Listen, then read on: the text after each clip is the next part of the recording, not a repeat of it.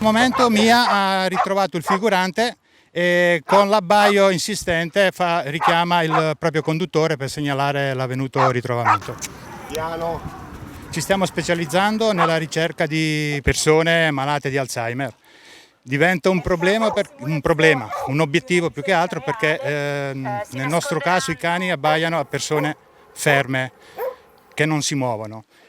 La persona che è malata di Alzheimer cammina per ore e ore con un movimento convulsivo, perciò bisogna addestrare i cani a fermare o fargli rallentare la corsa e con l'abbaio segnalare al conduttore e ai soccorsi di intervenire.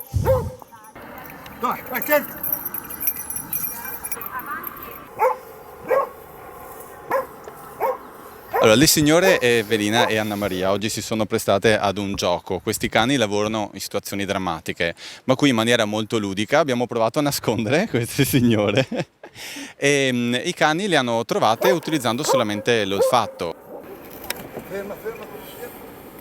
È stato un gioco, però i cani hanno fatto il suo dovere.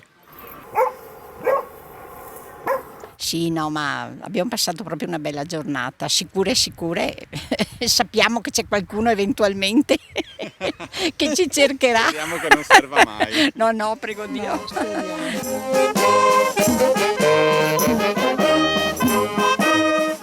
Oggi a Villa dei Magnoli c'è stata la consegna delle divise dell'unità cinofila del gruppo Protezione Civile ANA di Treviso.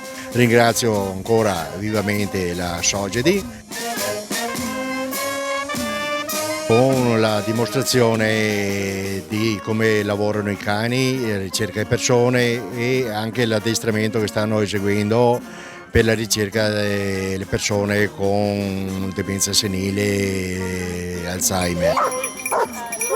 Escono di casa, escono dai luoghi in cui abitano, anche solo per fare una passeggiata senza avere dei motivi particolari, ma poi non riconoscendo più i luoghi in cui si trovano, le strade e le persone, non riescono più a tornare a casa. Portare a conoscenza del fenomeno per far sì che sempre più persone nel momento in cui dovessero scomparire vengano ritrovate nell'immediatezza, perché il problema principale non è tanto la scomparsa in sé. Il 30 dicembre del 2009 papà scompare mentre eravamo in vacanza a San Candido e aspettavamo di andare a cena e papà è uscito per un caffè con un amico. Purtroppo da quel caffè non è più rientrato. Mio papà al tempo aveva 67 anni. Da circa un anno aveva manifestato una problematica legata a una forte depressione e a un inizio di demenza senile.